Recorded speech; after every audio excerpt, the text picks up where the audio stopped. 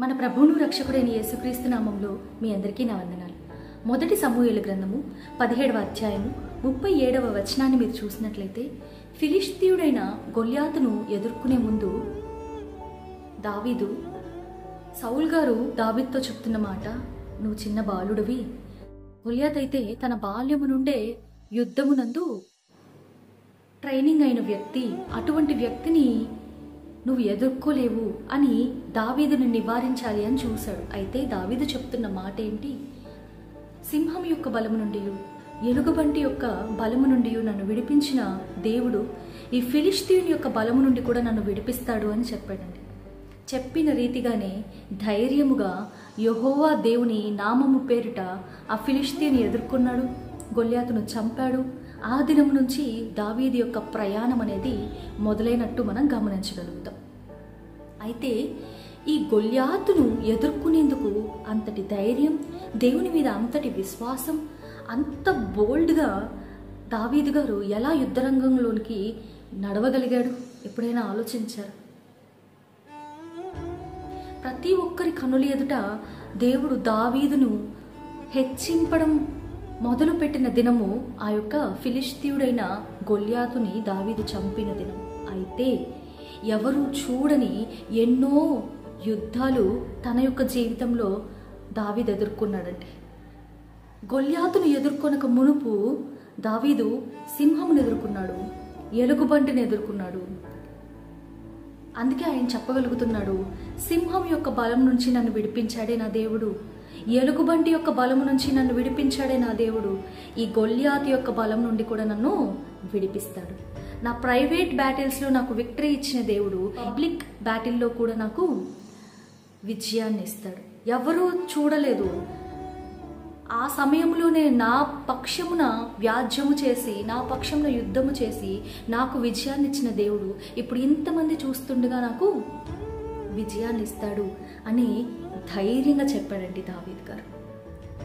మనలో చాలామంది దేవుడు నన్ను హెచ్చించాలి అని ఆశపడుతూ ఉంటారు, గొప్ప స్థానంలో దేవుడు నన్ను పెట్టాలి అని ఆశపడుతూ ఉంటారు, జనులందరి ముందు నన్ను ఆయన ఘనపరచాలి అని ఆశపడుతూ ఉంటారు. అయితే ఎవ్వరూ చూడని నీకు చిన్న చిన్న చిన్న బ్యాటిల్స్ ఉన్నాయి కదా నీ లైఫ్లో, వాటిల్లో ముందు నువ్వు విజయాన్ని పొందుకుంటూ ఉన్నావు, వాటిని నువ్వు ఎదుర్కొంటూ ఉన్నావా? అవి ఎందుకో తెలుసా? నిన్ను రేపు పొద్దున నీ జీవితంలో జనులందరి ముందు జరగబోయే యుద్ధంలో నిన్ను దేవుడు గణపరచాలి అని అంటే దాని కొరకు నిన్ను ఎప్పుడు ప్రిపేర్ చేస్తున్నాడో తెలుసా? ఎవరూ చూడని యుద్ధములలో నిన్ను ప్రిపేర్ చేస్తూ ఉన్నాడు. కేవలము ఊరక నిలుచుండడమే నీ పని, కానీ ఆ యొక్క రిస్క్ చూసుకుంటున్నప్పుడు, ఆ యొక్క రిస్క్ తీసుకుంటున్నప్పుడు నీకు కావాల్సిన ఆ బోల్డ్నెస్, నీకు కావాల్సిన ఆ ధైర్యం అనేది, దేవుని మీద ఆధారపడే ఆ గొప్ప విశ్వాసం అనేది నీకు ఎప్పుడు వస్తుందో తెలుసా? నీ ప్రైవేట్ బ్యాటిల్స్ని నువ్వు ఎదుర్కొన్నప్పుడు మాత్రమే. ఒకవేళ సింహాన్ని, ఎలుగుబంటిని దావీదు ఎదుర్కొనకుండా డైరెక్ట్గా గొల్యాతు దగ్గరికి వెళ్ళి నేను పోరాడతాను అని చెప్పి ఉన్నట్లయితే తన యొక్క విశ్వాసం సన్నగిల్లే అవకాశం ఉంది. అంత ధైర్యంగా దావీదు ముందుకు అడుగు వేసుండేవాడు కాదేమో. సింహాన్ని ఎదుర్కొన్నాడు కాబట్టి, ఎలుగుబంటిని ఎదుర్కొన్నాడు కాబట్టి తన యొక్క విశ్వాసం అనేది ఏమైంది? దృఢపరచబడిందండి. చిన్న చిన్న సమస్యలు వచ్చినప్పుడు, దేవా నాకే ఎందుకయ్యా ఈ సమస్యలు, నాకు వద్దయ్యా అని అడుగుతూ ఉంటారు. సమస్యలు వద్దు, శోధనలు వద్దు, శ్రమలు వద్దు, కానీ విజయం కావాలి అని ఆశపడుతూ ఉంటారు. ఏ విధంగా అయితే గర్భంలో దేవుడు నిన్ను రూపిస్తూ ఉన్నప్పుడు, ఆ బిడ్డ ఎదగాలి అన్నప్పుడు గర్భంలో ఏమన్నా లైట్స్ ఉంటాయండి? మొత్తం చీకటి కదా, కానీ ఆశ్చర్య రీతిగా బిడ్డ ఎదుగుతూ వస్తుంది. ప్రతి దినము ఏదో ఒక రీతిగా ఎదుగుదల అనేది ఆ బిడ్డలో మనం గమనిస్తూ ఉంటాము. ఆ సమయం అనేది అవసరం. ఆ 9 నెలలు ఆ గర్భంలో ఆ బిడ్డ ఎదగడం అనేది అవసరం. సడన్గా ఈ యొక్క లోకాన్ని ఒక్క రోజులో ఫేస్ చేయాలి అని అంటే దానికి కావలసిన సమస్తాన్ని ఆ బిడ్డ అమర్చుకొని ఉండాలి. ఆ విధంగా దేవుడు ఇప్పుడు ఈ చీకటిలో నువ్వు ఎదుర్కొంటున్నావే నీ పోరాటాలు, ఎవరు చూడకుండా నువ్వు కన్నీరు కారుస్తున్నావు కదా, ఎవరు చూడకుండా నువ్వు మోకరించి దేవుడికి ప్రార్థన చేస్తున్నావు కదా, ఎవరు చూడడం లేదు కానీ నీ యొక్క శ్రమను బట్టి నువ్వు ప్రతి దినము నూతనపరచబడుతున్నావు కదా దేవుని యొక్క విశ్వాసంలో. అది అవసరమైనది. ఎందుకో తెలుసా? ఒక గొల్యాతు అనేది నీ కొరకు సిద్ధపరచబడి ఉంది. ఆ గొల్యాతును నువ్వు ఎదుర్కోవాలి అని అంటే నీకు ధైర్యం కావాలి. ఆ గొల్యాతును నువ్వు ఎదుర్కోవాలి అంటే నీకు విశ్వాసము, స్థిరమైన విశ్వాసము కావాలి. ఆ గొల్యాతును నువ్వు ఎదుర్కోవాలి అని అంటే నా దేవుడు నా నాకు తోడుగా ఉన్నాడు అని చెప్పగలిగిన బోల్డ్నెస్ నీకు కావాలి. ఆ గొల్యాతును నువ్వు ఎదుర్కోవాలి అని అంటే రిస్క్ టేకింగ్ యాటిట్యూడ్ అనేది నీకు కావాలి. అది ఎప్పుడు వస్తుందో తెలుసా? నీ మోకాళ్ళ మీద నువ్వు పొందుకుంటావు, నీ ప్రార్థన జీవితంలో నువ్వు పొందుకుంటావు, నీ ఈ పోరాటంలో నువ్వు పొందుకుంటావు. అందుకే ఈ పోరాటాలు అనేటివి అవసరం. శ్రమలో దేవుడు మనకి చాలా దగ్గరగా ఉంటాడంట. నేర్చుకునే ఎన్నో అనుభవాలను దేవుడు మనకి ఇస్తాడంట. వాటన్నింటినీ అలా అక్యుములేట్ చేసుకుని మనం ఏం చేస్తామండి, గొల్యాతు ముందు నిలబడిన దినము ధైర్యంగా చెప్పగలుగుతాము, వాటన్నింటి నుంచి నన్ను విడిపించిన దేవుడు దీని నుంచి కూడా నన్ను విడిపించగలడు అని. అప్పుడు జనులందరి కన్నుల ఎదుట నువ్వు గొప్ప చేయబడతావు.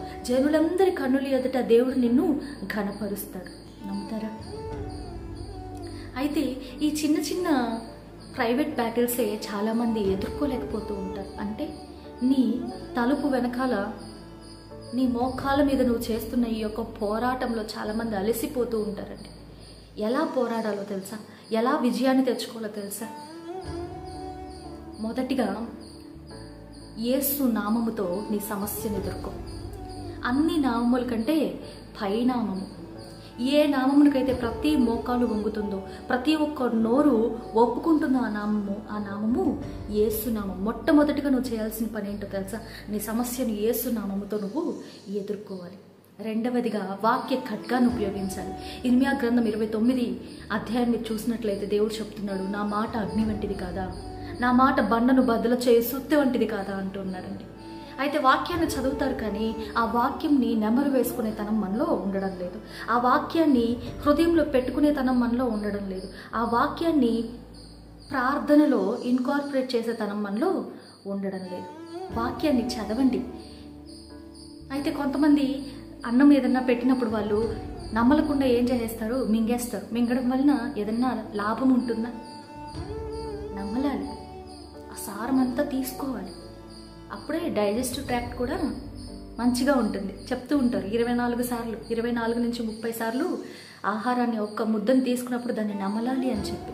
మరి వాక్యాన్ని తొందరగా అసలు సారాన్నే తీసుకోకుండా చదివేస్తే ఏం ప్రయోజనం? వాక్యాన్ని చదవండి, ఆ వాక్యాన్ని నెమరు వేయండి, వాక్యాన్ని మీ హృదయంలో ఉంచుకోండి. మీరు ప్రార్థించేటప్పుడు ఏ వాక్యాన్ని అయితే మీరు హృదయంలో ఉంచుకున్నారో ఆ వాక్యాన్ని ఉపయోగించి ప్రార్థన చేయండి. దేవుడు మీకు విజయాన్ని ఇస్తాడు. మూడవదిగా చాలామంది ఒక 10 దినాలు ప్రార్థన చేసి, 11 దినాలు ప్రార్థన చేసి, మహా అంటే ఒక నెల దినాలు ప్రార్థన చేసి ఏ మార్పు లేదయ్యా అని చెప్పేసి ప్రార్థనలో విడిచిపెట్టేస్తూ ఉంటారండి. అలసిపోతూ ఉంటారు, ప్రార్థనని కొనసాగించరు. Do not give up on your prayer life. ఎప్పుడు కూడా ప్రార్థన జీవితంలో గివ్ అప్ నేచర్ అనేది ఉండకూడదండి. నిర్గమాకాండము 17వ అధ్యాయం మీరు చూసినట్లయితే అమాలేకీయులతో యెహోషువ యుద్ధం చేస్తూ ఉన్నాడు. మోషే, అహరోను, హూరు అనే 3 వ్యక్తులు కొండ శిఖరానికి ఎక్కారు. మోషే చెయ్యి చాపి, కర్రను పట్టుకొని చెయ్యి చాపి అలా పైకెత్తి నిలిచారంటండి చేతిని. కొంచెంసేపటికి ఆ చెయ్యి ఏమైపోయింది, బరువు అయిపోయిందంట. అప్పుడు అహరోను, హూరు అనే వాళ్ళు ఒక రాయిని తీసుకొచ్చి ఆ రాయి మీద మోషేని కూర్చోబెట్టారంట. ఆ చెయ్యి అలా పట్టుకొని ఎత్తి ఉన్నాడు మోషే. ఎప్పటి వరకు తెలుసా? సూర్యుడు అస్తమించే వరకు ఆ చేతిని అలా పైకి ఎత్తి పట్టున్నాడండి మోషే. కొన్నిసార్లు ఎక్కువ సమయము నువ్వు ప్రార్థనలో గడపాల్సి వస్తుంది. ఎక్కువ దినాలు నువ్వు ఎదుర్కొన్న సమస్యను బట్టి ప్రార్థించాల్సి వస్తుంది. కొన్ని దినాలు ప్రార్థన చేసి ఇది జరగదు అని విడిచిపెట్టకూడదు. గివప్ నేచర్ ఒక విశ్వాసకి ఉండకూడదు. దేవుడు ఖచ్చితంగా నాకు దయచేస్తాడు, దేవుడు నాకు ఇస్తాడు, దేవా నాకు ఇవ్వయ్యా అని ప్రార్థన చేయాలి. దేవా ఎదురు చూచే గుణాన్ని నాకు ఇవ్వయ్యా అని ప్రార్థన చేయాలి. చివరిగా ఒంటరిగా పోరాడకండి. తనతో పాటు అహరోను, హూరును తీసుకొని వెళ్ళాడు. తన చేయి బరువు అయిపోయినప్పుడు వాళ్ళు ఏం చేశారంట, ఆ చేతిని అటువైపున ఒకరు ఇటువైపున ఒకరు పట్టుకొని ఆదుకున్నారంట. సూర్యాస్తమయం వరకు ఆ చెయ్యి పైకి ఎత్తబడి ఉంది అంటే కారణం ఏంటో తెలుసా? అతనికి సహాయకులుగా అహరోను, హూరు ఉన్నారు. మీ కాపరి ఎవరైతే ఉన్నారో, మీకోసం ప్రార్థించేవారు ఎవరైతే ఉన్నారో వారితో మీ యొక్క సమస్యను చెప్పి, ఇదిగో నేను ప్రార్థిస్తున్నాను, నా కొరకు మీరు కూడా ప్రార్థించండి అన్నప్పుడు విజ్ఞాపన ప్రార్థన ఎప్పుడూ కూడా ఒక గొప్ప ప్రార్థన అండి. అది దేవుని సన్నిధిలో మీ యొక్క ప్రార్థనను మిమ్మల్ని అలా లేపి పట్టుకుంటుంది. కాబట్టి మీ యొక్క సమస్యను బట్టి మీరు ఒంటరిగా పోరాడితే అలసిపోతారు. మీరు ఒంటరిగా పోరాడితే కఠినమైన పరిస్థితుల్లో మీరు సోలిపోతారు. అయితే మీ కొరకు సహాయకులుగా ఎవరైతే ఉన్నారో, నీ జీవితంలో అహరోను ఎవరు, నీ జీవితంలో హూరు ఎవరు, అటువంటి వారికి ఇదిగో నా పరిస్థితి ఇలా ఉంది, నేను ప్రార్థిస్తున్నాను కానీ నాకు ఎటువంటి జవాబు రావడం లేదు, దయచేసి నా కొరకు ప్రార్థించండి, దయచేసి మీ యొక్క ప్రార్థనలో నన్ను ఎత్తి పట్టుకొని అని అడగండి. తప్పేమీ లేదు. మనమందరం సహోదరులు, ఒకరి కొరకు ఒకరు ప్రార్థన చేయాలి. ఆ రీతిగా ఇతరుల కొరకు మీరు కూడా ప్రార్థించండి. ఈ విధముగా మీరు రహస్యముగా చేస్తున్న మీ యొక్క ప్రార్థన పోరాటాలలో ఈ విధముగా మీరు కానీ ప్రార్థించారు అనంటే మీరు ఎదుర్కొంటున్న ప్రైవేట్ బ్యాటిల్స్లో ఖచ్చితంగా మీరు విజయాన్ని పొందుకుంటారు. చిన్న చిన్న వీక్నెస్లు కొంతమందికి ఉంటాయండి, చిన్న చిన్న బలహీనతలు కొంతమందికి ఉంటాయి. ప్రార్థన చేయలేని బలహీనత కొంతమందికి ఉంటుంది, వాక్యం చదవలేని బలహీనత కొంతమందికి ఉంటుంది, దేవునికి ఇష్టం లేని కార్యాలు మరలా మరలా రిపీటెడ్గా చేస్తుండే బలహీనతలు ఉంటాయి. వీటన్నింటిలో నువ్వు విజయం పొందుకోకుండా, వీటన్నింటిలో నువ్వు పరిశుద్ధంగా నిలవకుండా దేవుడు నన్ను వాడుకోవాలి అని అంటే అది జరగదు. కాబట్టి ముందుగా నువ్వు ఎదుర్కొంటున్న ఈ చిన్న చిన్న యుద్ధాలలో నువ్వు విజయాన్ని పొందుకో. ఎందుకంటే ఇవి నేను ప్రిపేర్ చేస్తాయి, నీకు కావాల్సిన సమస్తాన్ని నీకు ఇస్తాయి, నేను ఎక్విప్ చేస్తాయి పబ్లిక్ బ్యాటిల్ని నువ్వు ఫేస్ చేసేందుకు. కాబట్టి సిద్ధపడండి. దేవుడి వాక్యాన్ని దీవించును గాక. Praise the lord.